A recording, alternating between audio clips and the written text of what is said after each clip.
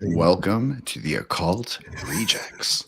We are joined today by Peter Gray, who is the shit. Now I can't even open the thing. Of course, uh, I'm sorry, Peter, but you are occultist, magician, sorcerer of some renown, quite a bit. And Scarlett Imprint is a major occult publishing press, probably the biggest, probably the most well known. And I think, well, I'm just going to say the works that I distinctly remember, since I can't actually open the tab for your author's bio right now. But the what I did in prep for this episode was read at least a little of Lucifer Princeps, which is your book from 2015, as well as Lucifer Praxis, which is your newest book from 2025. I think it's very aeonic, very interesting. I also listened to your great episode from October with Gordon White, and I know that you have written extensively on the Babylon and Babylon workings with your partner, Alkisti. I hope I said that correctly. Alkisti, thank you. And so I'm really excited. I know everybody's really excited. I'm a little nervous, so I apologize. But, I think this will be really generative and really interesting, especially because we have been speaking as a show. It's not my show, but I think in general, in all the shows offshoot from Rejects, have been speaking on aeonic currents and aeonic work. And I think to sort of uncover the Lucifer current is probably the most occulted. I think Peter has spoken about this extensively, but the most occulted of all. So Peter, you can say anything you want to say about your own work and introduce yourself in the ways that you would like to. But thank you so much, and from all of us, and I'll just say it like that. And obviously, Nick, please introduce yourself and plug your show. Yes, awesome. Thank you very much. Appreciate you doing the intro, Jin. I appreciate it. I don't enjoy doing them myself, so. The Occult Rejects, BitChute, Rumble, YouTube, and all major audio podcasts. Thank you, everybody, for joining. This is very exciting. I'm really happy that we got both of them on. And, I guess, Sabrina, if you want to go next, let everybody know what's going on with you. Oh, wow, sure. Did not expect to go first, but yeah, let's do it. Hi, everyone. Really excited to see so many people here. I'm super excited for this conversation. For those of you who don't know me, I am a tarot reader, life coach, and professional witchy person. I've got 5 books out, now 2 podcasts, Secrets of a Witch podcast and the Heal and Harm show. I just interviewed Nick for my first episode, so super excited about that. And really stoked to be here with some really amazing people. Big fan of Scarlett Imprint and what they're doing. So if anyone watching does not know their work, check it out. It's super awesome. Yeah. Thank you very much, Sabrina. I definitely appreciate you making it. And Ethan Indigo, what is going on, sir? Well, honored to be here with you guys. I can't wait to hear the discussion and be involved in communicating. Appreciate everyone. Ethan Indigo Smith, easy to find online, writer, author, and observer, and easy to find online if anyone wants to communicate. Awesome. Thank you. And Matt Mora, what is going on, buddy? Glad you made it.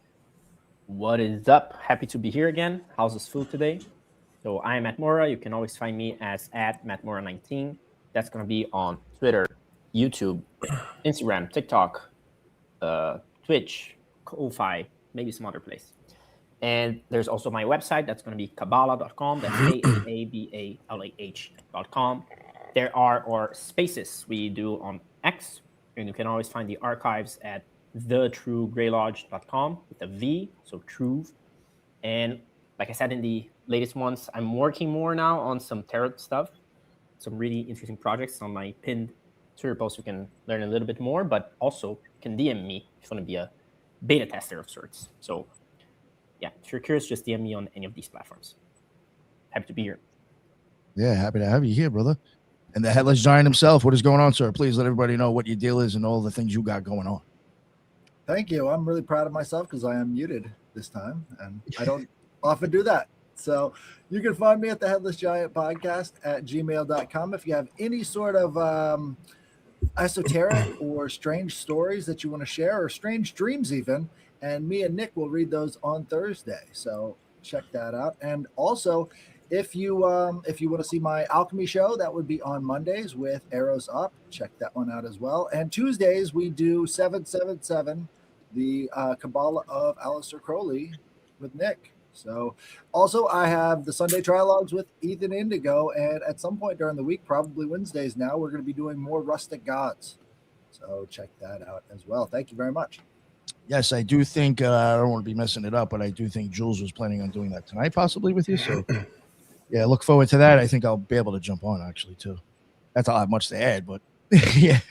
And we got Brandon Lee, Magus in the media. Thank you so much, bud. I'm really happy to have you like here and being a part of us. So please let everybody know what is up with you and where they can find all your amazing works. Thank you, Nick. Thank you, everyone, for having me on. I am Brandon Lee of Magus in the Media, where we break down myth, magic, and meaning in the stories that we and you love. Find me on all the things, X, TikTok, Instagram, YouTube's the big one. Go there, watch all the things. I love stories and I love media, and I'm here to show the world that magic is everywhere, from dark sorcery to the light, and we can build ourselves up together. I'm really excited. Obviously, we've all heard of Peter Gray, and now I've heard of his lovely wife, and so I'm really excited for this conversation. Let's get to it, huh?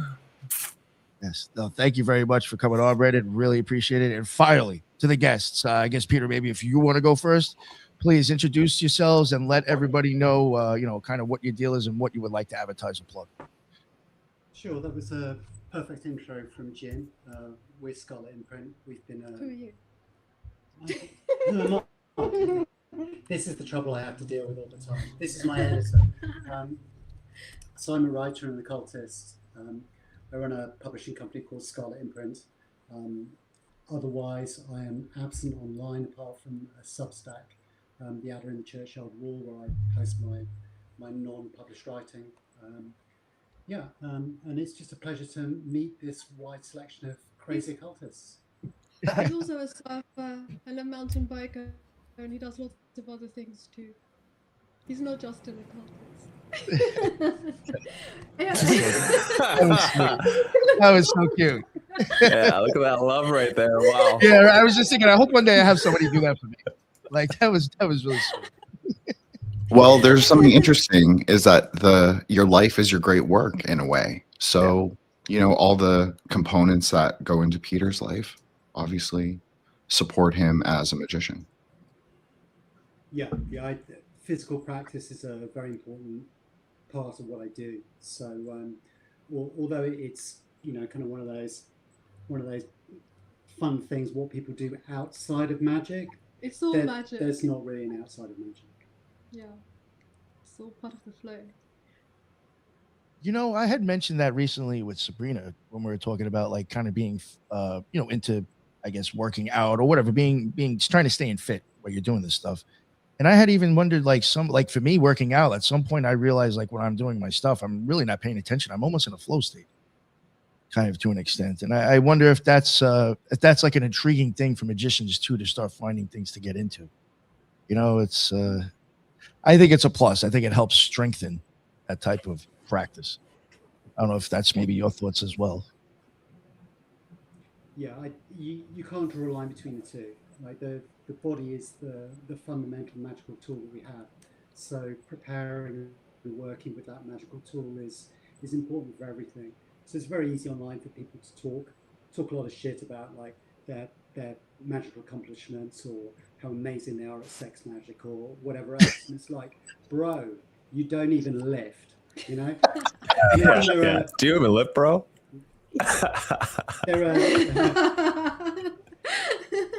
Yeah, that was fucking awesome. That is like literally what we were literally just talking about. That.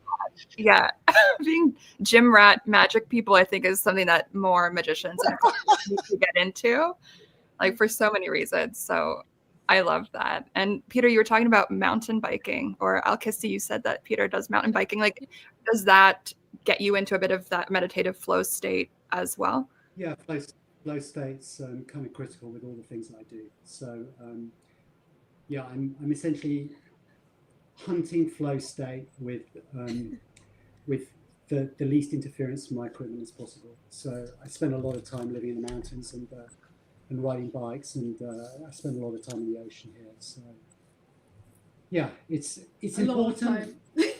it's important. It's a missing part of magical practice.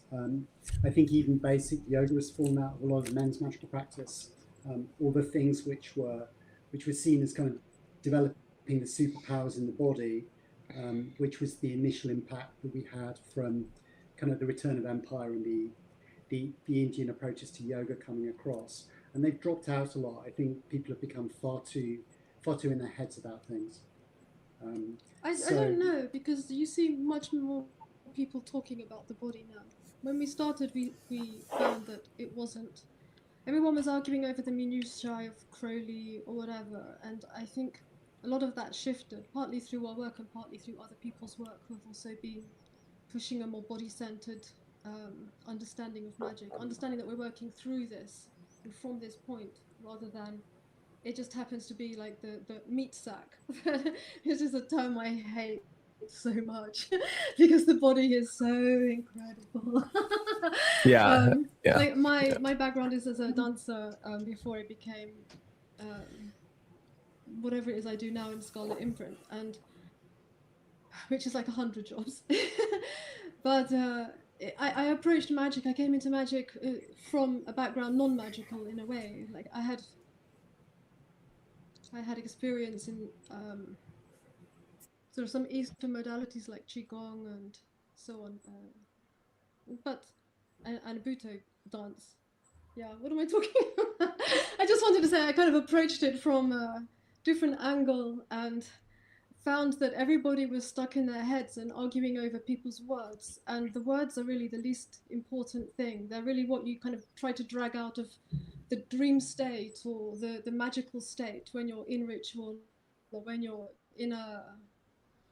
possessed, or you're incorporating, as like the word Gordon uses for possession.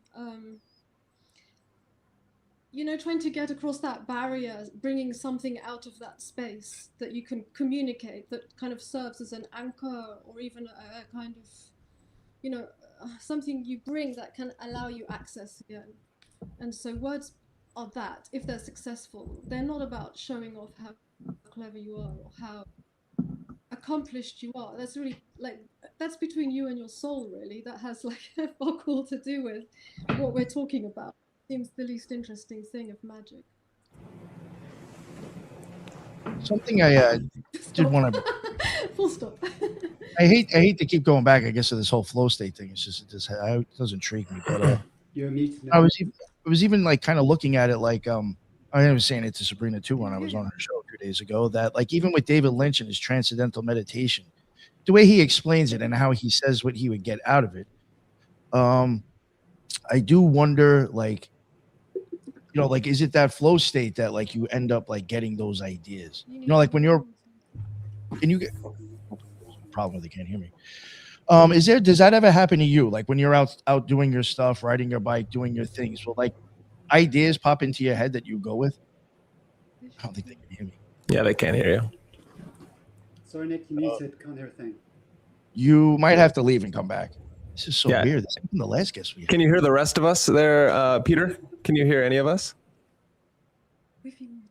Can you guys hear us? Doesn't sound like it. Yeah. You might have to drop out and come back. Yeah. I can hear that. I can't hear you. Idea.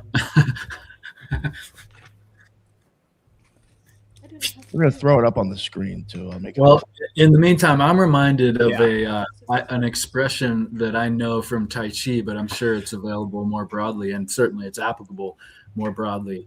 The idea that the way you do one thing is how you do everything, right? Yeah.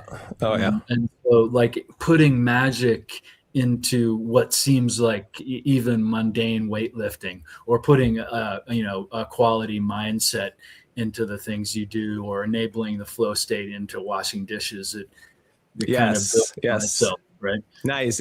Yeah, Ethan, I completely agree. Kung Fu, right? Kung Fu, Gung Fu, the term actually means mastery through time. Right. And so it's like you don't just have gung fu in your like wushu or martial practice. You have gung fu in everything you do, like washing dishes, figuring out how to do gardening, anything you do at all times through mastery is kung fu.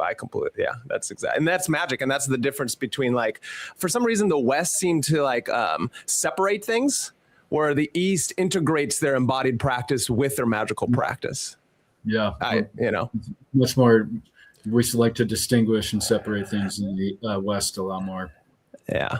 Yeah. And I think the flow state is exactly what you're getting into when you're doing your ceremonial magic. I find that with, I've studied Chinese martial arts for like 20 years now. And it's one of those things where I think there is no difference between my, my Kung Fu practice and my magical practice. Obviously there's differences,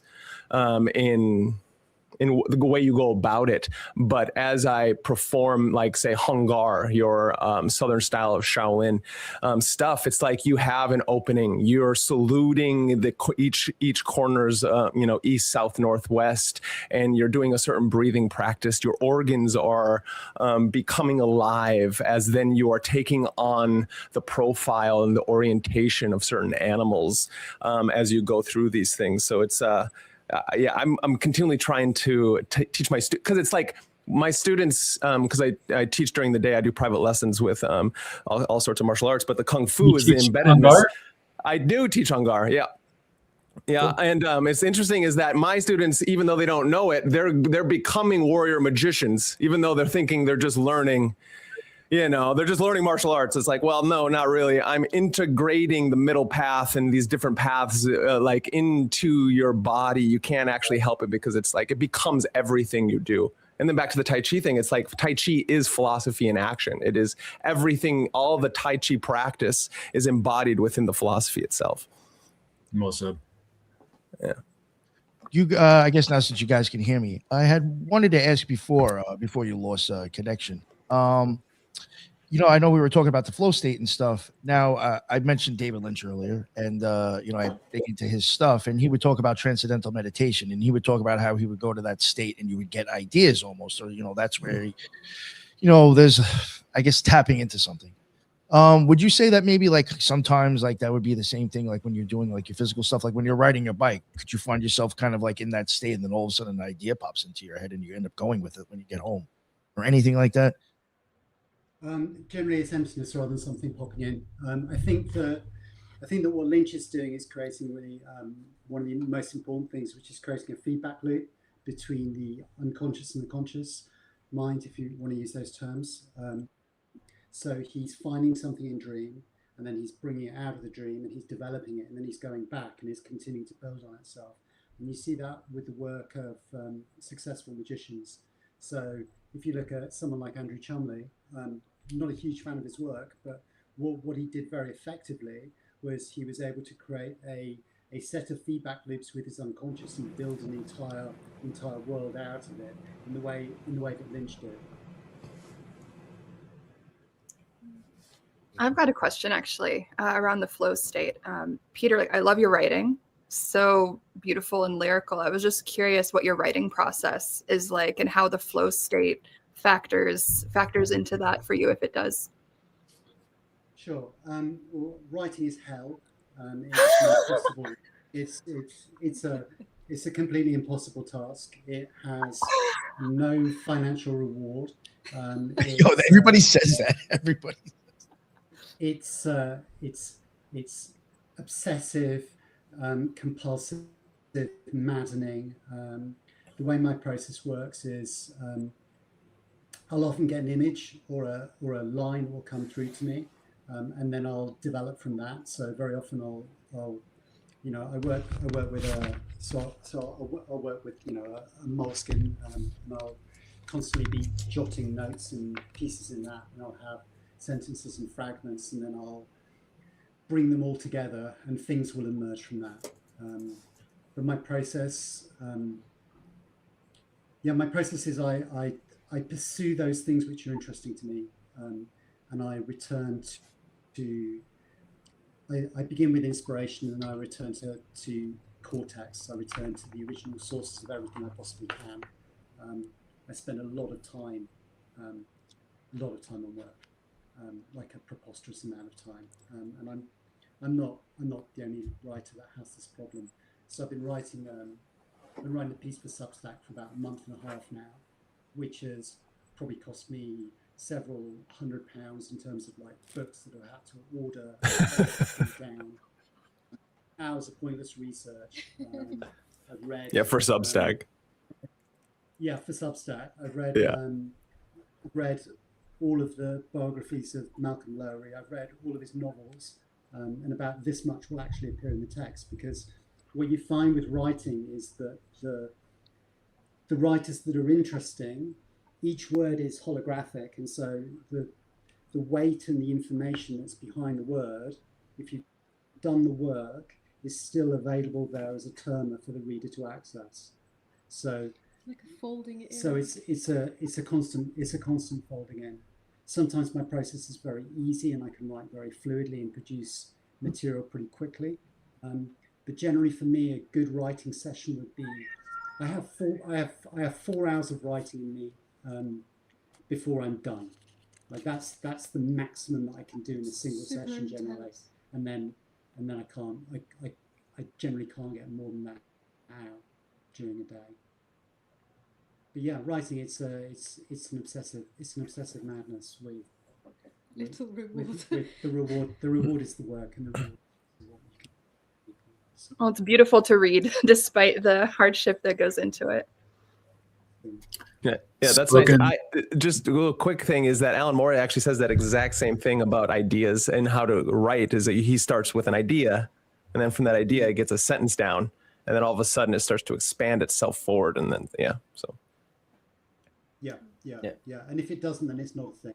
I mean, you never know. When you start off, it could be a sentence, it could be a paragraph, it could be a chapter, it could be a book, it could be anything. So it all, you just have to keep writing things down. I mean, the other critical thing is that, like, when you have an idea, you have to write it down. Otherwise, it's gone. Yeah, exactly. I pick up my phone and all of a sudden I just yell into it, and I'm like, "Please don't forget. You need to remember for me." Okay, put it down. One of the interesting things I've found with the occult genre is that a lot of books in the same sort of field are all referencing back to the same materials, but then there's that one author who's just referencing stuff that is completely off of the wall, and you have to look up his references just to figure out where his head is at when he's talking about these other things. We've been noticing that a lot with Crowley in 777.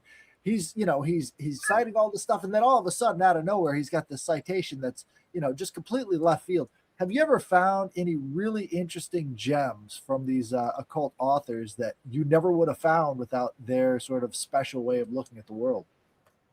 Well, first, what I really love about Crowley is that he has a Renaissance man approach. So he assumes that the magician will be a fully rounded individual with an understanding of science, art, literature, like at the cutting edge of the day. The problem is when people get trapped in the idea that they simply have to read the text that Crowley read, because very often you find that they're completely out of date, they're full of erroneous information, and they just trap you in a back eddy because they haven't moved on. So I like to try and encourage people to read more widely outside of the occult. It's very common for me to find people who have a phenomenal occult library, but they read nothing else outside of that, and that results in very, very stunted human beings. The aim of magic is not to produce stunted human beings. It's beautiful.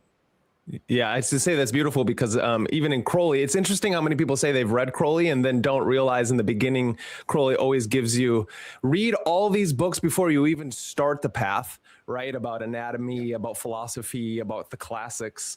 And then it's like people just throw that part away and then go instantly into to the meditation, pranayama, and then like they try to perform ceremony. And as Crowley states it, it's like you need to first understand that any of your visions or anything that you have in these states are actually hogwash, and you need to think objectively about these things. Write them down, understand that they are part of your journey, but that's how we get obsession. That's how all of a sudden we go crazy and you get the wanderers lost in the desert. Yeah, that is something from my own experience. And I'm not knocking, like, I guess the whole order, just my experience when I was in the OTO. I thought it was kind of weird how everybody just basically just like read Crowley's work and that was it. Yeah. I was like, you don't read anybody else's stuff. I don't know. I was just like, you got to hear somebody else's opinion or other things, or I don't know. And one thing that I thought was really, and myself included, I was part of this too until until I just started having weird magical experiences. I really didn't look at like a lot of the broader things like the physiology and other stuff that I do think is my opinion. I keep saying it. Maybe you guys will be a little bit different on this. Almost anybody I've asked that's been on the show, I say I do think Aleister Crowley was writing about the eyeballs and the brains in certain ways, or he was pointing to it. A lot of people don't agree with me on that, but I do think physiology is possibly in his work. A lot of the Gnostic saints are other people that he even was influenced by. If you read their stuff, they're drawing eyeballs and brains. Robert Flood, even Johannes Kepler, and he's drawing eyeballs. I mean, you have, I do think when you start looking at people in the Renaissance, they incorporated so many different things just besides what we're just saying here now. And I feel like that has been lost, like, hugely. Yeah. I don't know what happened. Was there like a schism where all of a sudden just the occult and magic was just real easy and they forgot about everything else? I don't know. But I do think like what you said, that was a real good point. All that stuff is like kind of left out. Yeah, because nowadays. Oh, sorry. Education's collapsed, so people are starting from a much lower base. When you look at Crowley, he was like an Oxbridge graduate. He was, he was genius level. But the problem with Crowley is, as a result of him being at a genius level and producing this material, it's very likely that if you're in a structure like OTO, that you will simply attempt to reproduce what it meant to be Crowley, and you end up with a lot of people who are lesser versions of that.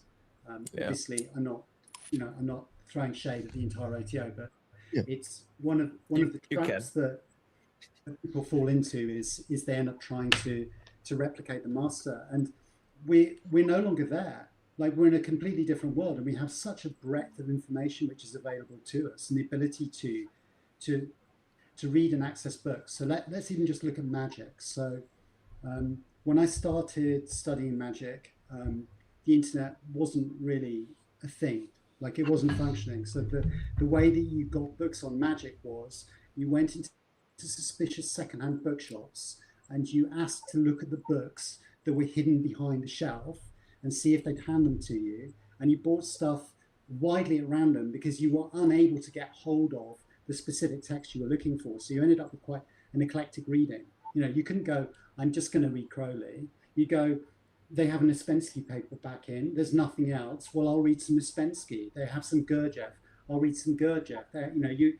Whatever they had, you were like, I suppose I'll have to read some fucking Dion Fortune. I mean, it's, Mystical Kabbalah.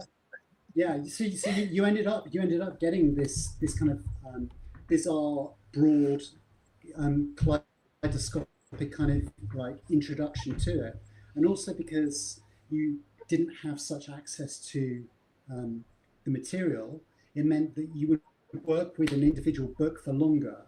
And perhaps the best exponent for that would be Jake Stratton-Kent, and the way that he spent decades just working with various bits of the true grimoire, various bits of Grimoire Verum, and because of the limitations that had been imposed upon him, he was able to gain a lot more from the text than someone who was simply going, this week I'm a Vajrayana Buddhist, this week I'm a yoga practitioner. Or just collecting all the grimoires and obsessively. I mean, there is use in that. It's just when you're working, it really helps to be so focused on the thing you're doing and not like just collect. Yeah. So you're saying is magic's not just Pokemon cards? You're not just gotta catch them all? Yeah. Yeah. Right. I find that. Oh, sorry, Brennan. So sorry, Peter. No, Jim, go. I found that point very profound because I've heard you, Peter, speak on like the creation of books as sort of like an art practice and it's a physicality, it's physical media. It's in the Rahu and the dragon. It's not in the Ketu in the digital or in the subtle. And so I think it's profound in the sense that in my experience, like I'm a Vajrayana Buddhist. I don't think you knew that, and when you said it, but as a tantric, I just feel like that is the true sort of praxis of sadhana, is to like really focus on the one mandala that you're doing and not be tempted by all the other empowerments practices. But I also like to, as you mentioned earlier, like keep your mind open, like read Left Hand Path text, read your text on Lucifer, read the works on Babylon, because it's very similar. I'm not saying it's the same, but there is a similar current. I think that all of magic, quote unquote, the whole canon touches on at least a little bit. So I had actually an interesting, I hope it's interesting, a follow-up to something we discussed earlier, which was the mountain. So in the Lucifer Praxis book, you refer to sort of the Northwest Semitic, but you also refer to other kinds of regional ideas in the North, in that sort of area, of the mountain gods, or of the mountain god, maybe, I don't know, you can, or the mountain angel, maybe that's a better way to say it. So I wanted to know, like, how do you sort of identify Lucifer living in the UK? If you do you see him as sort of a mountain god, or apotheosis of like mountain gods? This is a very interesting idea in Tantra, is like the sort of worldly Bhairava, or the worldly king, can then raise himself up to become the pinnacle of the mountain of the mandala. So I wonder if you see Lucifer in a similar way, like a sort of impulse, as Gordon said, but I would call it a current myself, but as sort of like a rising force to that can like appear on the carnal ground. I know that's not your language, but and then arise to the sort of higher than heaven, maybe you could say. Sure. I gave a lecture this year at Occulture, last year, Occulture, which I'll upload soon, which will answer this question more broadly, talking about how I orientate my work in the land. One thing I did when I wrote Praxis was, although it's a personal book, I didn't want to overdetermine it for people and bring in too much of my own personal experience. I wanted to keep it open. So locating Lucifer in England is quite easy for me. Firstly, because this Praxis shows the real explosion and the modern form of Lucifer that we have emerged firstly in 1667 with the publication of Paradise Lost, and then with the actions of the French Revolution in 1789, and the modern form of Lucifer coming forth from these influences, which then informed the English line of prophecy in the Romantic poets. So the Romantic poets continued the process that you find in the Bible, but they were writing from the other side of it. So Shelley in particular, but also Byron, Blake, all of had their inputs in it, and they were dealing with an England that they were seeing as the new seat of prophecy. So they were transposing the biblical landscape onto the English landscape. You see that with and did those feet. Blake's poem Jerusalem, where he asks and did those feet in ancient time walk upon England's mountains green. So he's taking the biblical Jerusalem and he's translocating it into England, and he's turning England into the place where the new revelation will appear. And so the question I asked after that in my Occulture talk was, well, if Jerusalem can be transposed to England, then so too can the shadow of Jerusalem. So the other side of it, the Luciferian side of it, can also be found in the English landscape. Fallen angels. And the fallen angels, when you see them in the biblical lands, are very much associated with the Bronze Age and Stone Age monuments. So the dolmen in particular, the houses of the spirits, the houses of the ancient and mighty dead. So where I live in Cornwall is a giant Bronze and Stone Age graveyard. I mean, it's the number of tombs and structures and settlements we have here, standing stones, circles, is off the charts. So we live in a place which has been associated with the fallen angels as the people who try to tell new stories about a land whose stories have been forgotten. So the very earliest people who lived here, that in the Stone Age, we don't know their stories, but we have their homes, we have them, and we have them on mountaintops. So there's a whole very sacred part of Cornwall called Balerion that I've written about before, which is mainly made out of granite. And because it's made out of granite, which is a very hard rock, it means that a lot of these monuments have survived. So it's possible for me to work in the landscape on mountains with the homes and the beings of the mighty dead and the currents and the currents of the earth. So my Lucifer work is transposed into the landscape that I'm embedded in. That's fascinating. I have a question. So do you have the idea? So the idea of Lucifer, and especially in Milton being the fallen one, but also being synonymous with the snake, and as that idea of giving Eve the apple and that self-awakening. So it doesn't have to be the idea of giving Eve the apple and that means she, passed sin along and the whole exoteric variation of the Bible and that kind of thing. It comes to me that that Lucifer's technology kind of idea, that it gave us self-consciousness. It gave us the ability to see good and evil and become gods ourselves. And so is that one of those things where your understanding of that Luciferic current, especially in the place that you're in, gives you the ability to then tap into the currents of the land so you can remember this style of mythology and then put it into your work and then give it to the masses? And that's the idea of Prometheus grabbing the fire from the gods and bringing it to the people, and that Promethean Luciferian interconnection comparison? Yeah, absolutely. And the reason I kept things as open as I did in praxis is because America is very much the child of England. So I don't know all of your heritages, but many of you will have come from England. Like you are our future, like translocated into America, and you have that task of trying to work out where this goes. Where it goes for you, what it means in your disputed landscape.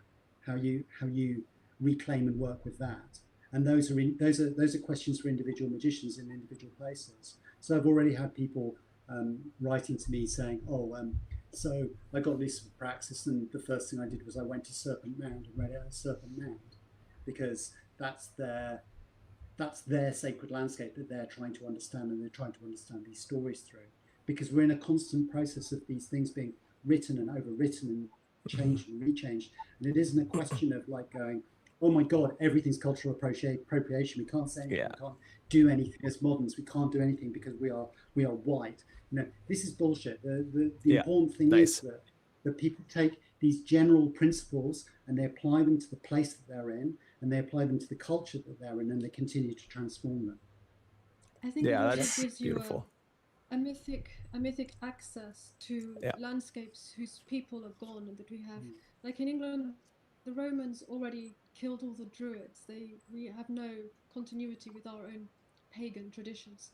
So because the Bible then later overwrote everything, and so the stones here, or the sacred landscape here, are associated with like the devil or fairies or giants. And there's this parallel then between that and the fallen angels in the world in the Bible, the giants and the Nephilim and so on.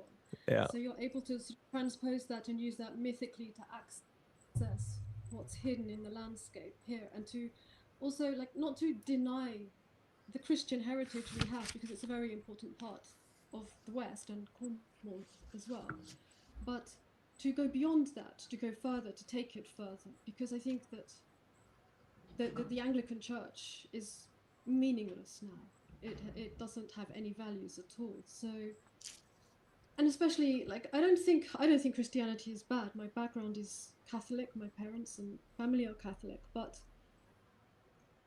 to go beyond that, I don't think we are in opposition to this. I think that it's just that Lucifer is something being born. It's a new revelation. It's something coming through. It's not the devil from the Bible, and Praxis talks a little about this. It's more as though what comes out is not just the bad, but like everything that was suppressed, all of the history, and so we can find a way into that and find a we are navigating a different world. I mean, it's a very different world from the Christian world. It's a very different world from Crowley's world, even 100 years ago. So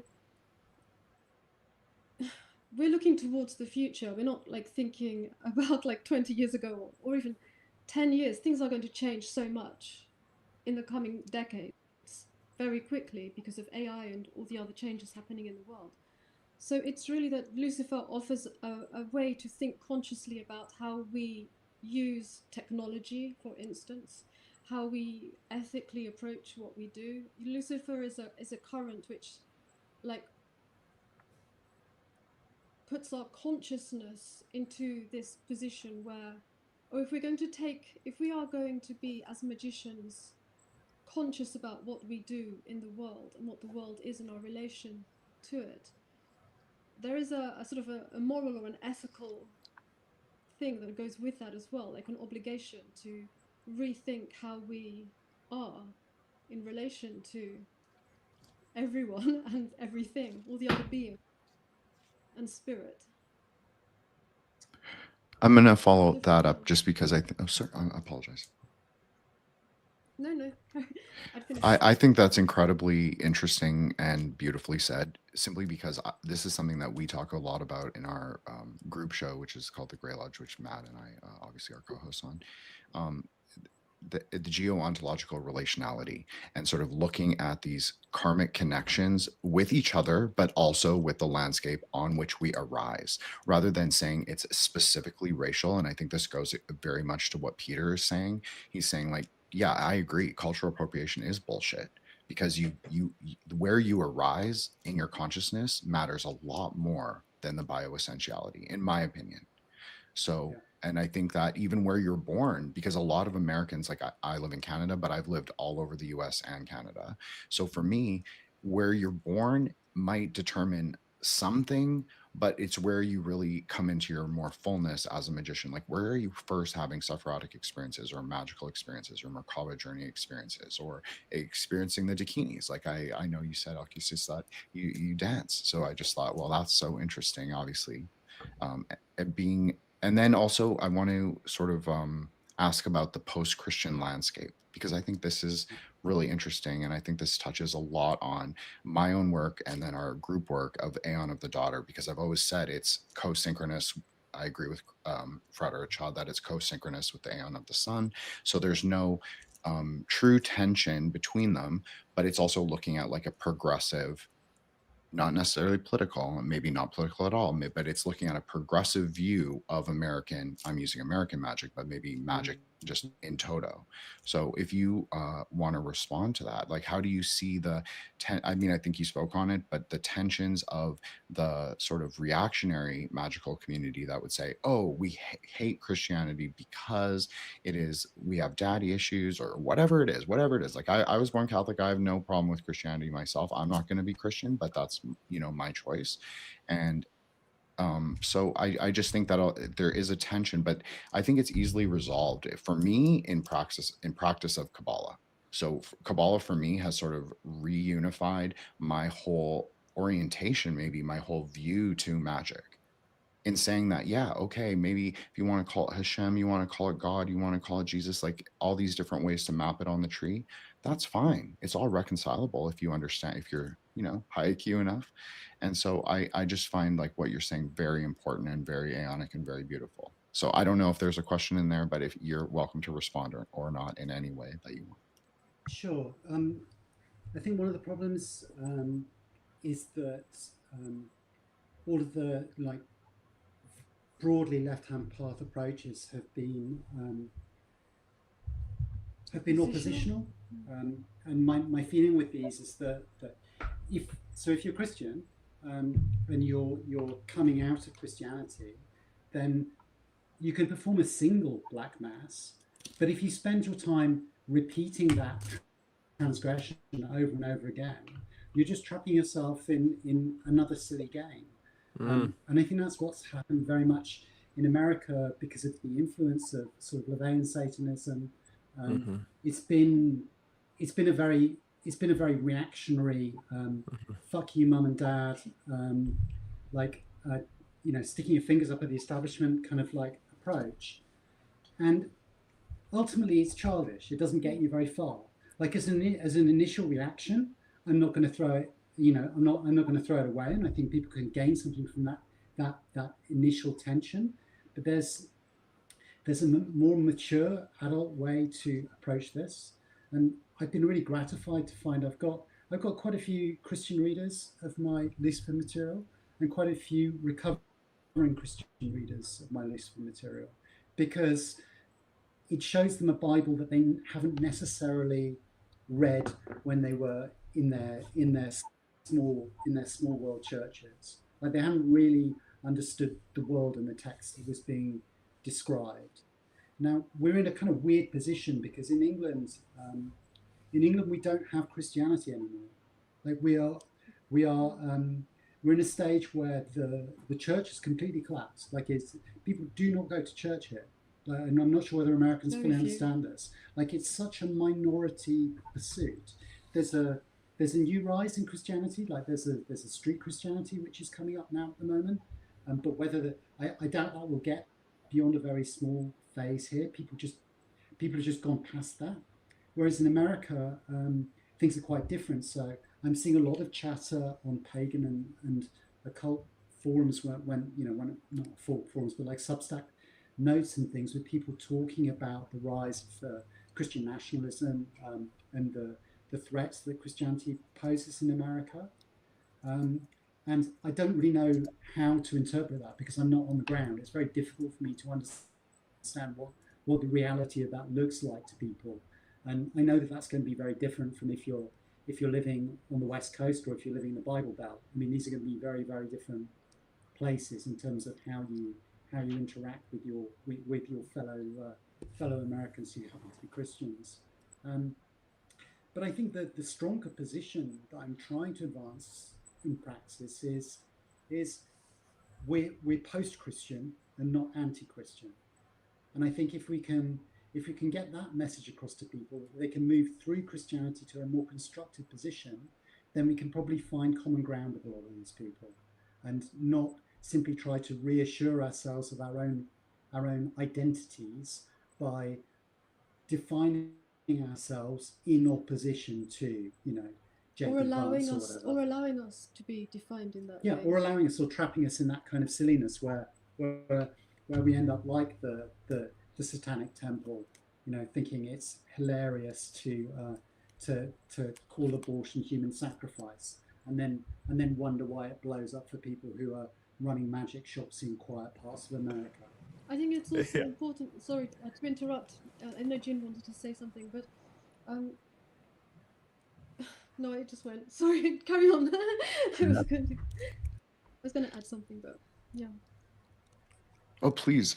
I mean, everything. It's like amazingly generative conversation. Just one of our co-hosts from the Grey Lodge, he was supposed to be on. He had a family thing come up. So he has a really great question. And I think Peter kind of touched on it, but we'll see, let's see. I'll read his question and then either of you can address it. You address the need to liberate your practice from the eschatological confines of Christian myth, but nonetheless include references to the day of judgment in your curses, for example. This points to a lingering tension. At this point in your life, do you view this as a stumbling block or as a generative source of creativity and play? So we've been handed an apocalyptic script by Christianity that tends to cascade through things. And I think it's very dangerous. And one of the reasons that I spend a lot of time looking at like Revelation, for example, as a text, beginning in the Red Goddess, but as I mature going through my entire corpus, is because I think that we can take that apart. I think we can prevent them using it in a negative way to trap us in a way that leads to outcomes which end with the fatalistic outcomes, which end with the destruction of humanity, with born again Christians having control of the nuclear bomb, having control of with the Collins elite, if that's a group of UFO disclosure, and the way that we interact with UAP. I think there are smart ways that we can undo it, but we're all living in our personal apocalypses as well. I mean, we're all hurtling towards death. So that's something Bodily that death. this is something that we have to confront as well as occultists. And I think that the apocalypse can be used to think through that. The death meditation, I think, is one of the critical parts of our practice. Right. In a lot of ways, I see what you're saying. It's like the fear of death has led these, these three forces against each other in opposition. You've got Islam, Christianity, and Judaism, and it's all sort of predicated on the individual's fear of what's to come after. And really, if consciousness can go into the body, then consciousness can go out of the body. So what are we talking about here?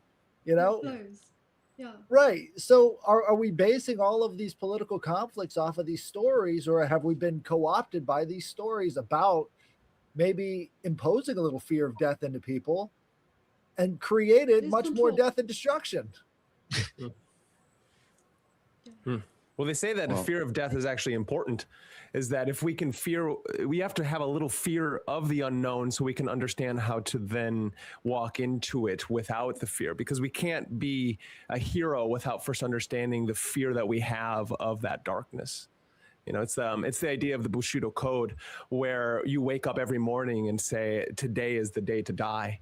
And you walk into the world knowing that I will die today. And even if that's a symbolic understanding of what death means to us, or if it's that I'm going to protect my master or my wife or my family from these unknown aspects of things, I need to have a little fear. It's like every time I go on stage, not that I go on stage that much anymore, or do we do a live stream, or you're going out there and giving a talk or whatever it is, you have that little inkling of fear. And it's like, that leads to courage, and then that courage leads us to becoming superhuman in our own way. And that's how I like to. But I do agree that they want us to be, the theys want us to be, and not those kind of theys, but they wants us to be afraid of death. And if it's easier to create than the Brian Johnsons of the world, right? That character who's trying to defy death, which is nonsensical, and then he wants to live stream his fucking stupid psychedelic journeys when technically all he needs to do is shut the lights off, take a candle, take a heroic dose, and throw on lateralis, and then all of a sudden you have this internal feeling of what the true expansiveness of going into the mystery school and coming out alive is, and then we can truly be alive. That's my soapbox. That's one thing that we were talking about even before starting the recording here was that in Brazil there is a lot of openness to a lot of these topics that we are talking about, like the esotericism, or even what you guys were saying about the post-Christian. Because what happened here is you have all the Catholics from Portugal and the other European places, but especially Portugal. Then you had the Africans coming with all their heritage and the natives here, and we kind of just mixed up everything, and we had to make sense of it. So in the end, we have people that would get all the, let's say, the African and the native practices, kind of mesh them, syncretize them, but then add like Jesus in the middle as well. Somehow there's some saints and Jesus there as well. Or the guys like something that actually started back in France with Kardec, so like a spiritism that didn't got extremely popular there, like in Europe in general, but in Brazil it kind of like exploded, and then a lot of other things out of it afterwards as well. Because again, he kind of got Christianity, he understood it, he went to the East to learn more, and then he's like, oh, wait a second. Yeah, people reincarnate and stuff. Yeah, cool. Okay, there's not like just this thing where you wait forever until the return and so on.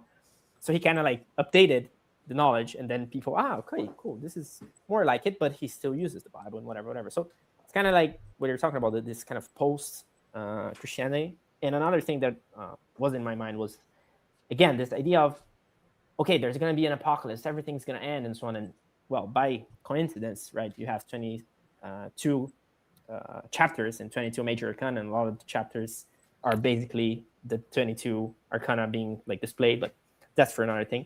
And what you have there is, okay, everything is going to end, and sure, it is that era, because the cycles continue. That era that they're talking about is going to end eventually, and then a new one comes up. That's like the Antichrist, the one that's going to end the previous Messiah or whatever, and then another one comes up, and it goes again and again and again and again. But if you don't see it like that, like you guys are saying, it becomes just this fearful experience where you cannot, you don't know what to do, and then you have people that can capitalize on that which they do a lot of times. Like you have guys saying, "Oh, tomorrow's gonna be the latest day," and then everybody sells their shit and goes live with them and build an ark and whatever. Like people still do this to this day. Like I saw the other day on Twitter or whatever.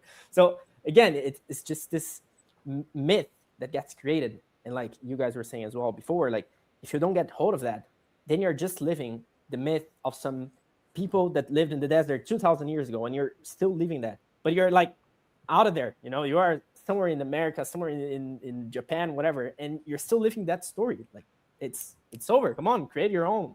Like, and I guess writing is and reading books, like consuming it and creating. It's the excellent skill for that, because you have to know how to create the story and to put it out there. So that's pretty nice. And I think Cyclical also, time versus linear time. Yes. Can I just say something? I wanted to say, like, Matt, I totally agree, like, that you can't rationalize the spirit world. I know people that, like, have Jesus and Babylon both in their lives. It's not our job as humans to rationalize the spirit world. It's all there. Jesus is real for many people. For me, I never felt that connection. I was always oriented toward the feminine, and unfortunately as a child Mary never made her epiphany to me, so I ended up going the other way. But yeah, you can't rationalize the spirit world. It's all real, as I think, who was it that said that recently on one UAP thing, like demons, angels, everything's out there, and what you encounter will be largely because of where your consciousness is, how your consciousness is oriented in a particular moment in our incarnation. Mm-hmm. So the consciousness is not limited, but our incarnation is limited. I also wanted to mention something when Brandon was talking about fear. It was very good. I totally agree about that. Fear is really important. Everything Peter does to enter flow state, for me, it puts me in a fear state.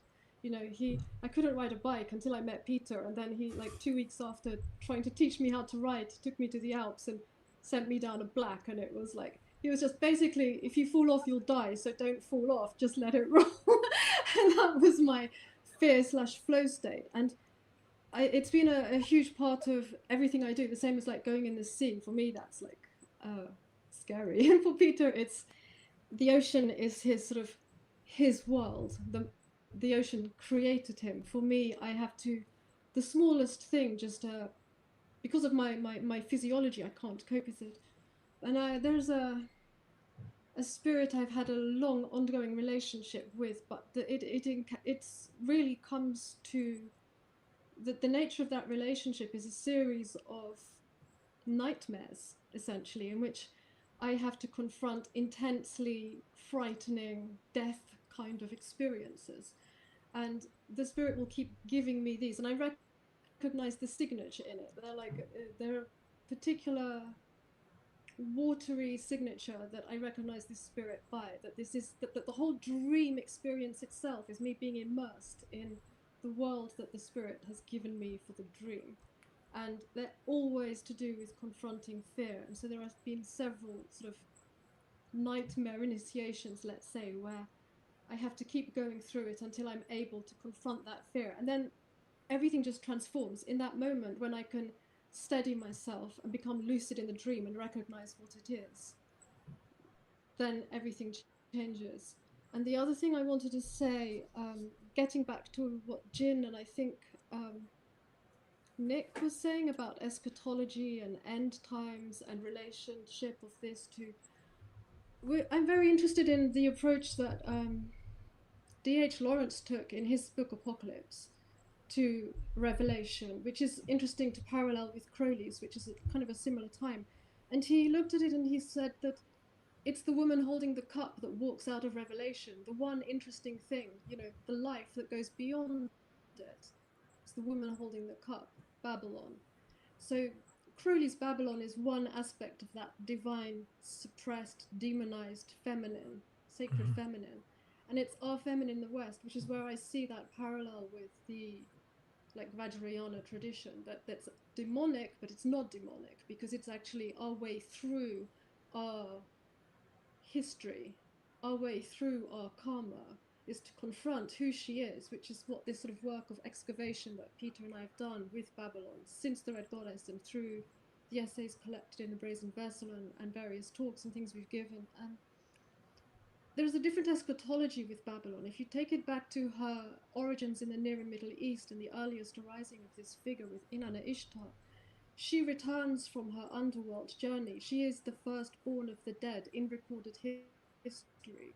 It's not Jesus that comes back and defies death. It's actually Inanna Ishtar. And she's both a woman and a goddess. She's the priestess, she's the Nugig, she's the taboo woman or the sacred woman. And this return from the underworld is more like the female erotic. There's like an erotic feminine way of seeing eschatology, which is countless cycles. As you said, it's cyclic time rather than linear time that just ends and you fall off the cliff. It's like, yeah, the body dies, but the spirit goes on and things just keep, we are recycled. Like, I see our matter as absolutely sacred and intertwined with spirit. There's no difference. But we're just particles. We're the water that makes our body was born out of stars which died billions of years ago. We are stars. We are made of this stuff. This is our consciousness. Water is one unified field that light and beauty and spirit exists and travels through and speaks to us through. So following Babylon out of Revelation is one way to get beyond that, the climactic, cutoff of the sort of the male sexual response that is cut, sort of like has been written into the.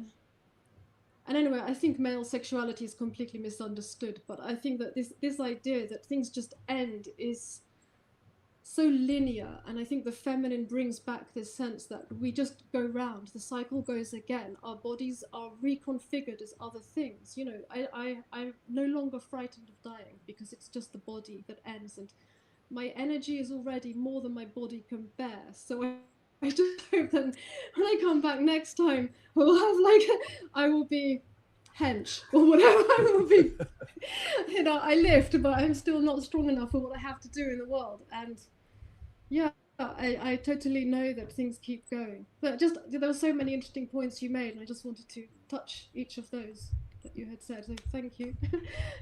That was really beautiful. Sorry, I know I said I was going to be quiet for a little while. I have to follow up with something. Is that I think it's really profound because when I spoke to Gregory Peters with Solar Exile, the other brother who wrote in the question, we talked a little bit about the etymology of the word tantra, and a lot of Western practitioners aren't super familiar. They're more like they know tantara, meaning like to weave beyond the stars. But if you know, because I'm a Tibetan Buddhist, we call it Tantra, Tantara, meaning that it is actually the goddess Tara, whose name means star. So I always thought that so interesting because obviously Anana Ishtar, there is like a stellar component.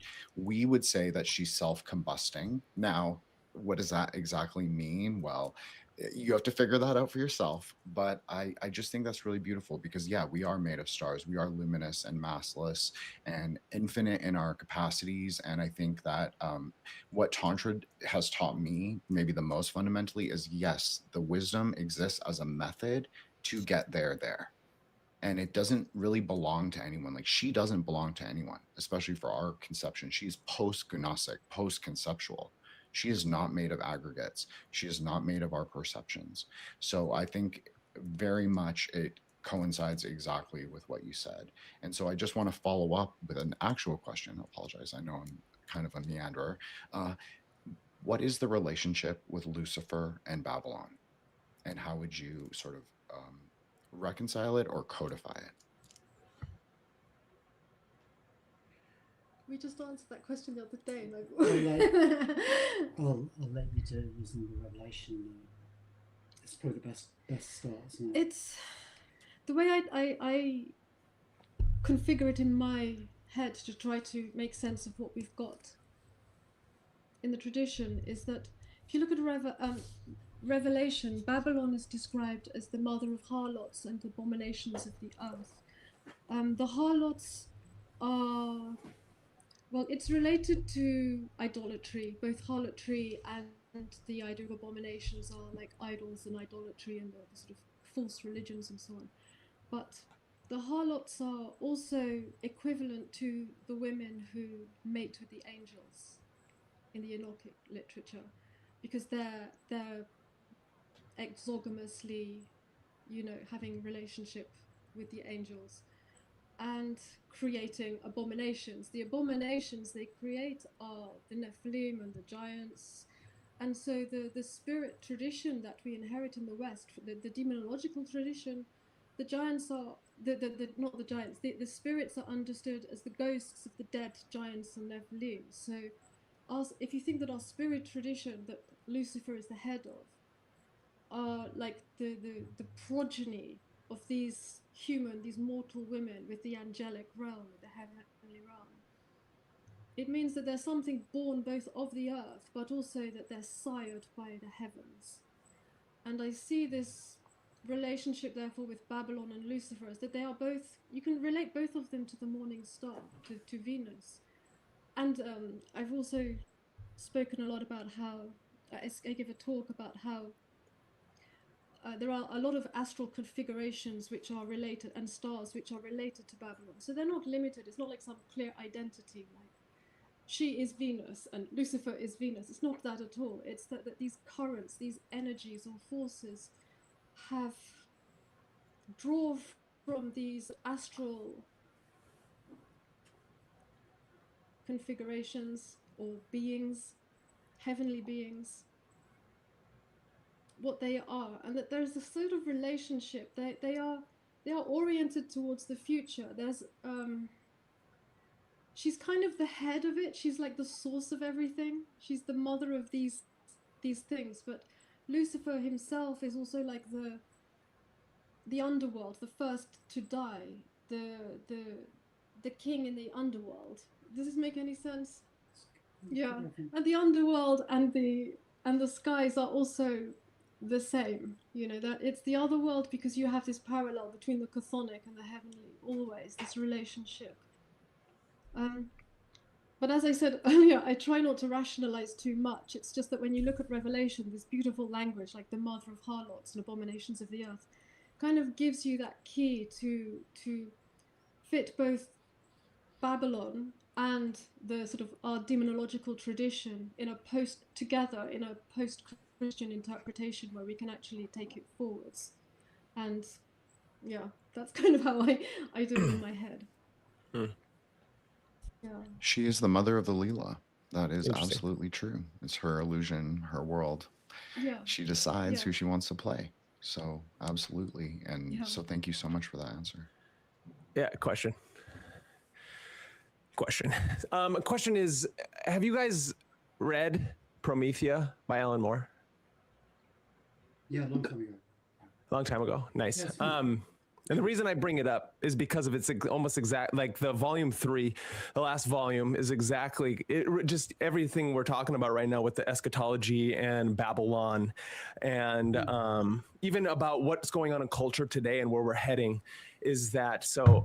How Alan Moore puts it is that Babylon sits in Banah, right? And that's when, if I remember right, and I could be wrong, as Promethea, or as Sophie is climbing up the tree and being Promethea, she is witnessing. She runs into John Dee and she sees everybody on the cubes, and then all of a sudden she has this experience as she interacts with Promethea, the true ascent of Promethea, and then she sees both Babylon and Mary as the same individual, but being expressed in 2 different ways. And I highly recommend everyone here and everyone listening to go and read how Alan Moore poetically talks about beholding Mary as she is the virgin, and then beholding Babylon as the harlot and the whore, and how we have both of those aspects within us. And then Sophie as Promethea goes up and she, witnesses the father in Chokmah and goes into Kether and becomes all. But the thing about what Promethea is to do after she understands these aspects of Babylon and the mother is that when she comes back into the material realm of our kingdom of earth, she is to amnetize the escatron. And this looks to us as if everybody is going crazy. It's like everyone's having this epileptic event. And interesting enough, once we all go through this and Promethea brings everybody back into this singular room, telling them that singular story as we are all being birthed into a new way of existing, a lot of really violent things happen during that birth, because birth has pangs and it hurts. And so it's such an interesting thing, that way we view this apocalypse or this escatron is that we both start to understand that inner Babylonian harlot within us, and we start to understand that inner Mary, of that virgin that we're being birthed into. And so it's just all these things that keep coming into my mind as you're talking about how then Lucifer and this way of viewing self-awareness, because for some reason for me, I don't know why, I keep having this idea of Lucifer being the beholder and the one who helps us understand the valuation between good and evil, and how not only are the gods, but we are, I think Ike Baker said it, we are was it Jamie Paul Lamb or somebody was talking about how we are mortal gods as well as divine gods in the same breath. And so it's the only way to be born into that is to first die and have this experience of climbing up the tree as we go through it. And then a side note was when you were talking about how Jesus is real, that again, I've just been integrated, and I did take a lot of entheogenic experiences while like listening to Tool and reading Promethea at the same time and meditating on those things. But there's a scene as Promethea is experiencing Tippereth, where you get to see all the Tipperethic sun gods. And then you open up into a splash page, and it's Jesus on the cross. And, and being all like, the idea of like, well, doesn't matter if he existed. It's that he is real and more real than you or I. And this is the suffering that we all feel on a daily basis. So this is kind of a fascinating thing of like how Babylon has been so, and the idea of Lucifer has been so integrated into Satanism. And I wonder about how you guys feel about that, because I think that there's so many LARPers out there and Satanists who want to intermingle this idea of what Luciferianism is, and then the idea of what Lucifer is truly doing to our world. And then all of a sudden you get these like, it's hard for me not to like call Jason Giorgiani such a poofter, but it's the idea that he's like ruining the idea of what this Promethean fire character is supposed to truly be doing, and then telling people that philosophers shouldn't be religious and all these other things. And so it's such a very bass-ackwards world that we live in, where you get these Satanists like a Giorgiani who doesn't truly have a practice and embodied. You can see it in his reptilian face that's like, I don't understand. And then you get a wave of individuals who are following him, and then people like you who are actually seeming to be doing the good work, trying to spread the good message of what it truly means to bring upon this new technology for people to integrate their currents into this divine wave. There's a question in there. I just want to know what you think about all that. Yeah, I've been listening to quite a lot of Giorgiani because I haven't. He's been on a tear lately, so we've been listening. A tear, I know. Yeah. Yes, hasn't he? I find it interesting how much information he brings together, but I don't recognize the story that he builds out of the material.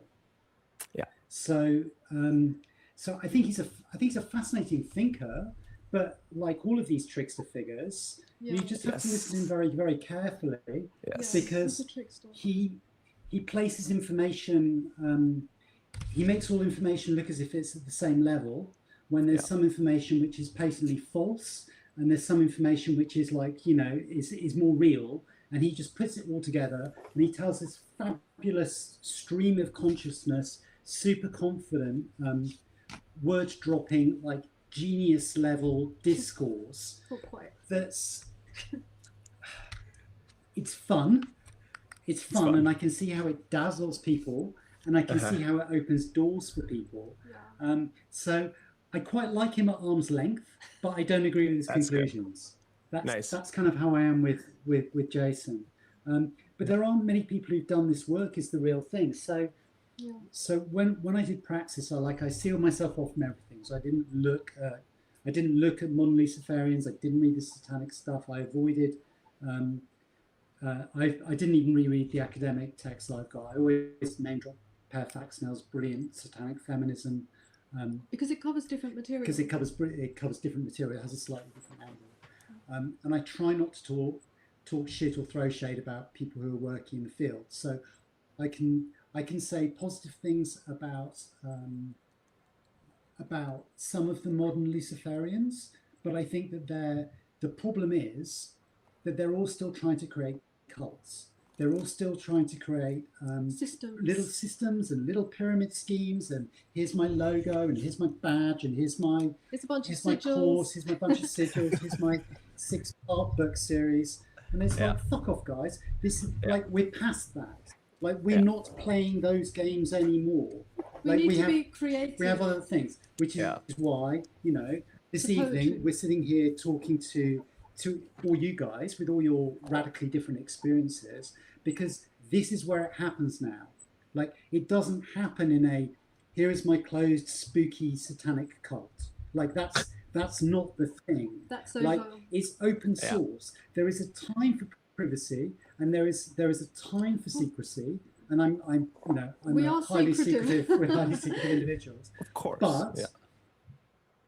But at the same time, there's a great opportunity for us to talk honestly amongst each other as people who've had remarkable experiences. I mean, Brandon, what you've been through with your entheogenic experiences, and I'm sure everyone here has had entheogenic experiences now, like, we've really got our hands on, like, the rocket fuel. We have more texts than Crowley could have ever dreamt of. We have more powerful tools than one could have dreamt of. But it's very easy for us to be divided into micro groups, squabbling over the attention economy, talking shit about one another, and trying to sell products. You know? And can we get past that, please, humans? We do not need to do that anymore. Yeah, that's a great, nice. I love that you said that, Peter, because it's very similar to something we spoke about. Nick had scheduled a IG occult influencer, we'll call her, and she bailed, and so we had a kind of round table, and we talked a lot about aeonic thinking and sort of the way. And Nick said, like, all these guys who are the heads of the OTO or the Temple of Set or whatever it is, they're all getting old. And it's not I'm not saying it as like a aspersive way. They are fading, and with them will fade the old aeon in a way. And so in my idea, the aeon of the daughter is that we are leaving the institutional frame, as well as perhaps also the longhouse, which is not necessarily tied to women as a whole, but just sort of like the sort of scold culture that has arisen. I think Peter has addressed this many times, that has arisen in the last like 20 years.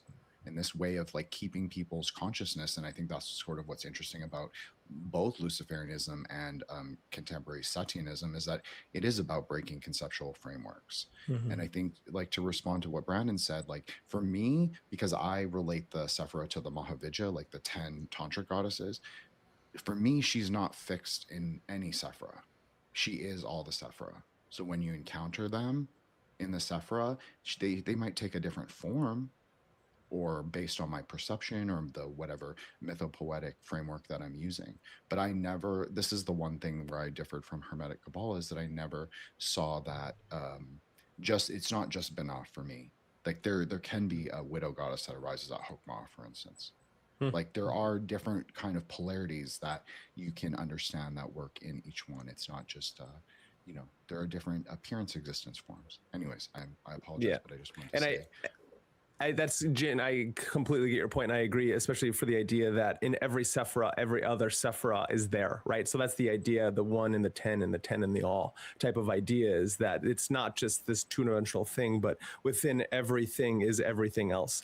And I think what Alan Moore's trying to get at when he's talking about those things is that he's understanding that we need, for a general audience, because he's writing this book for fucking Vertigo or some shit, is that he needs to be able to explain this modernized grimoire to a masses of individuals. So then what you want to do is you want to use the Tree of Life as a cabinet system and then have it understood as a certain kind of archetype that is in every Sephirah. So as Sophia merges with the true Promethea, that archetype, which is become that egregore, which was a real person in that world, she merges with that so she can then come back to the world to bring on revelation.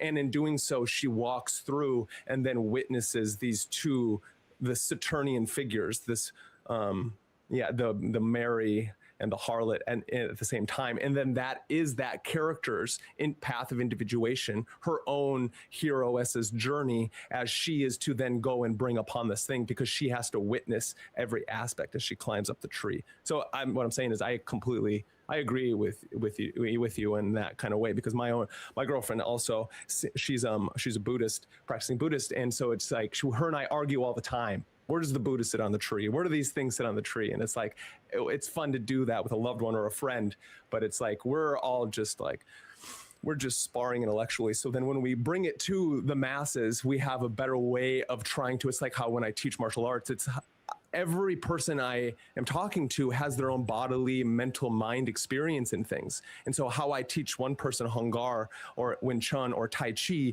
is not then how I'm going to do it to the other person, even though I still have these set systems that I'm trying to express and pull out of each individual's bodily experience in the world. Yeah. Absolutely. And just to respond quickly, Brandon, is that I always say, like, just like David Haim-Smith, I know he gets brought up like every episode that I'm on, I apologize. But you approach the tree non-dually with bodhicitta framework and from the middle path. And like it will unfold like in the Pardes system, like the 5, that's why I like the 5 as well. So I think I agree that it's all reconcilable. But I also agree with what was said before, like you don't want to rationalize everything. Maybe that's just for like your autistic Kabbalistic practice like me, like in private, but I don't need to necessarily relate that to everyone, which I think also speaks to what Peter and Elkisi said about, teaching people the inner, outer, and secret, and how Alan Moore kind of blends, which is a very tantric conceptualization of blending inner, outer, and secret teachings and calling them maybe even different things, like saying this is a secret teaching, but it's actually an outer teaching, but you're presenting it as a secret mystery. So, I mean, I'm very familiar with the chaos magicians. They love to do this. It is what it is. Even Crowley does it a little, so. Alan Moore is not a chaos magician, and he hates Grant Morrison just for that. I just want to make that very known. I think that he probably borrows some ideas. Yeah, well, of course. How can we not? How can we not? Yeah. If we could bring it back to books for a second, as I know we're supposed to kind of wind down in just a minute. Like speaking of that difference between the secret cults doing their secret cult stuff, and then on the other end, like the total open source, I wanted to ask our lovely folks from Scarlett Imprint, like, what was your intention behind starting the press? And did you think that it was going to go along as long as it has and be so impactful? And one of the things I really love about how you guys run that is there's so many different ways to obtain the books.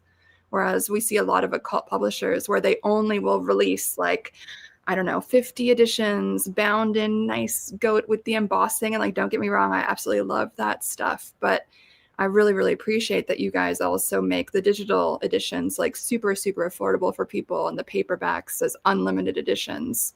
And I'm just curious about like that kind of original spark of creating that press, publishing your own work and also publishing incredibly interesting other voices. And if you could just speak to that a bit, I think everyone would probably really love to hear about that. You start. So we started Scarlett Imprint in an occult world, which in England was really moribund. Like it was dying. There was nothing happening. There were no presses. The previous generation of chaos magicians were kind of like winding down essentially. So there wasn't a great deal of energy in the scene, and I wanted with the first edition of the Red Goddess, I wanted to produce a magical talismanic book that would go out into the world and change everything. Voila. And and we quickly We didn't. We we're- only produced 156 because that's all we could afford. We could afford, but also we really didn't think That there would be any interest. So we wrote. We had a few people on Peter's what was it, Live Journal contact list from Live Journal days, and wrote to them individually and said we're doing this. And I think there was some online forum you opened it on. It was so small. It took ages to sell these 150 copies, and then you just howlings happened because the flat got filled with spirits. It was very strange, and we did a divination, and it had to do with the Goetia of Solomon. So we kind of went down that route and produced howlings out of that, out of this sort of okay, what's in these old grimoires? What is it? We were like, what there's something there. What are people doing with what are with people books? doing? So I knew enough contemporary practitioners to say, well, where are the books on practical magic? Where are the people who are doing things? What are the stories of people doing things? We wanted practitioner accounts, not an academic approach, not a here's another historical approach, but to say, what are people doing out there? Let's share our experiences. And we've always been fundamentally democratic. So although we make very nice books, it's important to us because we were students too. We were poor too. I mean, we're not rich now, but to be able to say to people, look, you can get a paperback. Just here's the information. You not do to not limit have to. information. You don't have to limit it to people who have deep pockets. To say, we can change the world with a paperback book, and we can change the world with a fine edition bound in leather. But the thing is, a fine edition will last for hundreds of years, and maybe ends up somewhere and will survive cataclysms because someone's put it somewhere very safe. Paperbacks will last a few years. Digital editions will disappear as soon as the electricity goes down. So everything, but it can have an impact in a wider. It can have a digital edition or a paperback can have a print on demand because they're available through Amazon. A lot of our books is print on demand, and so the quality is not great. It's not bad, but it's not great. But it does it can get to more people and so have a bigger reach, and that can transform people. But also, a hardback that's nicely bound might last longer, might have a longer life, might pass through several hands and find more people. And so it's about that approach that you can have books that work in different ways, that carry the material out into the world and have that different relationship with the people that they come into contact with. So it was really about making, and it happened because we just grew. We didn't think we'd carry on doing it. It's just kept happening. I'm always surprised when people buy, because we also do very personal stuff. We're not trying to be everything. We're trying, books are alive, exactly.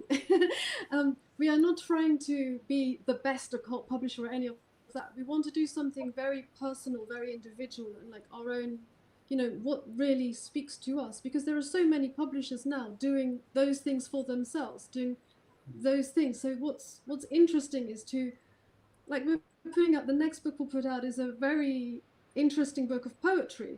It will probably be bought by 200 people in the world maximum. This is as far as these things go. But I find there's something extraordinary about the writer and what his work is and what he's done. So I really feel that it's necessary to put out both something like Peter Mark Adams' Game of Saturn, which has had a huge impact on people, but also the very arcane stuff, which might only get to a few people. And it's just that it's got to be personal, and it's got to have integrity, and it's got to not be restricted in this, but you can't afford the nice edition. And and academic books are like that too. I see so many books from Brill that I wish I could afford, but it's not happening.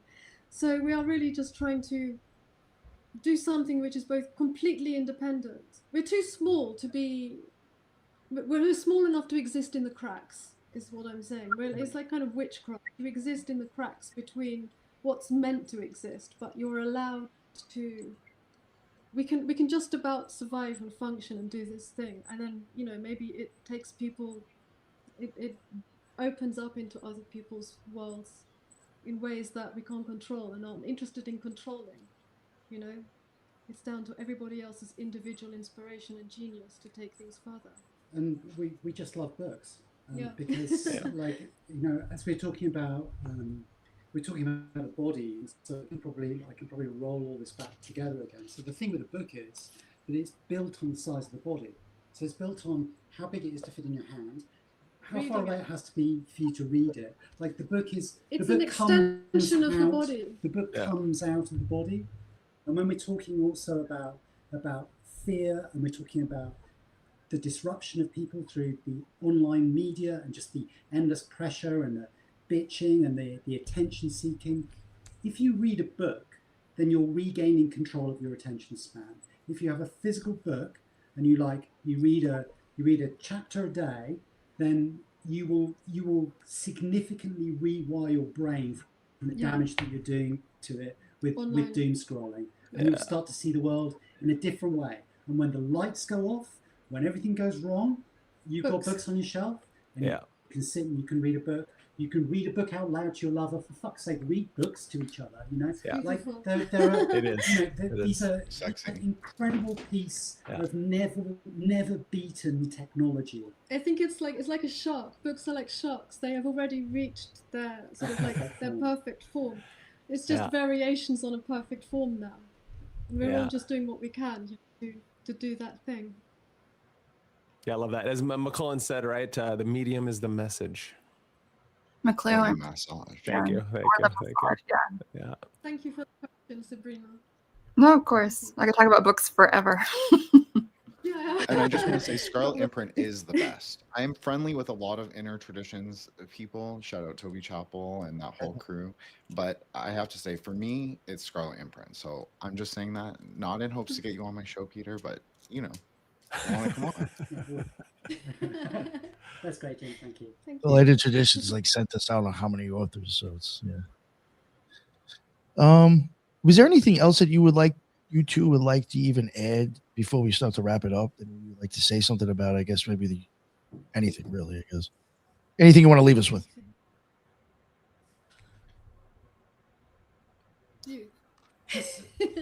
Just I think we're in a really good state. I think we have an occult community with a whole range of powerful publishers with different voices at different price points that are making stuff available.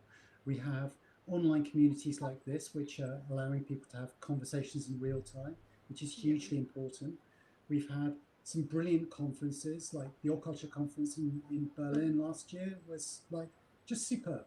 Just to have people and bodies in space, because people in space don't talk shit, because there are consequences. So everyone meets on a level, and you realize what people are like, and you learn a lot more from people that way than you do anywhere else. Yeah. So we're in a good, in a dangerous, unpredictable world. But I think as a community of practitioners, it's just wonderful to continue to share and to drive the tradition onwards. I think, I agree. We've got an apocalypse coming anyway, like in maybe 20 years or something. So let's just make the most of it. Well, probably less than. Yeah. Within 5 years, enjoy it while we're here. We're on this side of the veil. Exactly. That's good. That was very well said. Thank you both for coming on. I thought that was a great discussion. There was a lot of great stuff said. I know we kind of veered off a little bit off of the actual topic, but I was really glad that we got you on and everybody chimed in and the way it went. Before we wrap it up, I'll let everybody, I guess, kind of promote themselves again. We'll start over again with you, Sabrina, over in the corner. What is going on? Please let everybody know where they can find your work. Hello. Yeah. So you can find everything you need to know about me at sabrinamscott.com. I've got 5 books out, 4 journals, 2 podcasts, too many things going on, but it's interesting. So check it out and say hello. I love connecting with folks in this space. Thanks for letting me be here. Of course. No, thank you for joining. And Jin the Ninja, what is going on, sir? Please. What is up, boss? Thank you so much for allowing this meta magic to happen, because it is an incredible honor. I know I'm a little goofy today, probably, but it's just fanboy nerves. So we'll just say that the dakinis are dancing in my mind.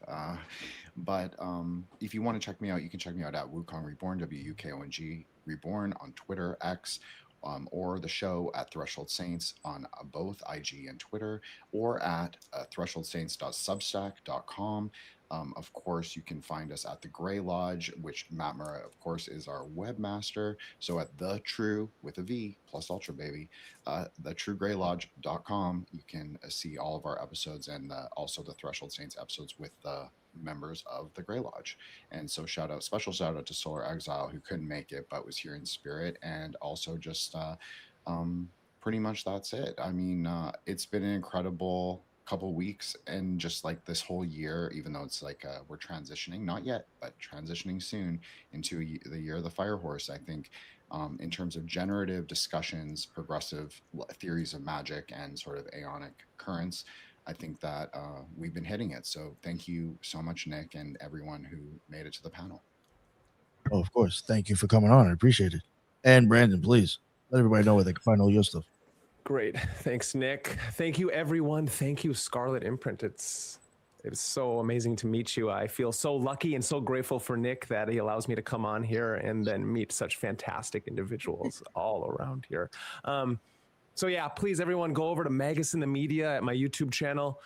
Subscribe, like, share with your friends. We're trying to show everyone that magic is everywhere and all around us. I have all the things: TikTok, X, Instagram. Also, if you ever and all are interested in learning the path of the warrior, head over to my Meraki Kung Fu Instagram as well and DM me. We can figure it out together. And again, thank you all for this fantastic talk. Oh, thank you, sir. I always appreciate your outlook on things. So thank you. Thank you. And Ethan, please let everybody know what's up. Well, that was so fun. And the whole conversation reminded me of the idea of the breakthrough. As people go through breaks, that's the tough part, and the breakthrough is the reward. So let's keep putting forth that energy. I appreciate you guys. Thank you so much. And I'm easy to find online. I share Tai Chi as well, like Brandon, and I've written several books. Again, I like to think I'm easy to find, and look forward to more breakthroughs. And Scarlett Press, thank you so much for all your insights. Thank you. Thank you. Thank you. And Matt, sir. Yes. Thank everyone for the conversation. It was really nice, especially Peter and Oskitty. It was very nice meeting you guys. And yeah, you can always find me as @MattMura19. That's going to be on Twitter, Instagram, TikTok, YouTube, Twitch, Ko-Fi, maybe some other place. There's also my website. That's going to be Kabbalah.com, KAABALAH.com. And like I said, there's the tarot little thing that I'm running. So you can find more information about that on my Twitter pin post, or just DM me in any of these and I'll be happy to share. Thanks again. Oh, thank you. And Headless Giant, my man. Thank you. You can find me at the Headless Giant podcast at gmail.com. If you have any crazy stories about esoteric events or paranormal events, send it to us and we'll read it out on Thursdays. And if you also want to check out the Trilogues with Ethan Indigo, that's on Sunday mornings. We've been having some really good ones lately. But if you want to continue the conversation, you can find me on Twitter, Instagram, and YouTube. Thank you. Thank you, sir. And before we wrap it up, Peter Alkisti, if you would like to add anything, let everybody know where they can find your stuff, your website, whatever you'd like to plug.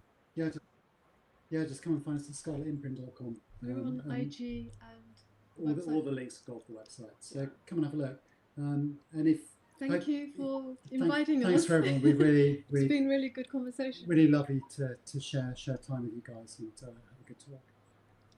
I appreciate you both. I think we had an amazing discussion here today, and it really felt great afterwards. So I appreciate it, and hopefully maybe in the future we'll get you on again. And thank you, everybody, again, who was on the show. I appreciate it. And everybody in the chat, that's what's up. That's why I go live. I appreciate all the comments and everything. And that is the end of another Occult Rejects. And until the next one, everybody be well. Later.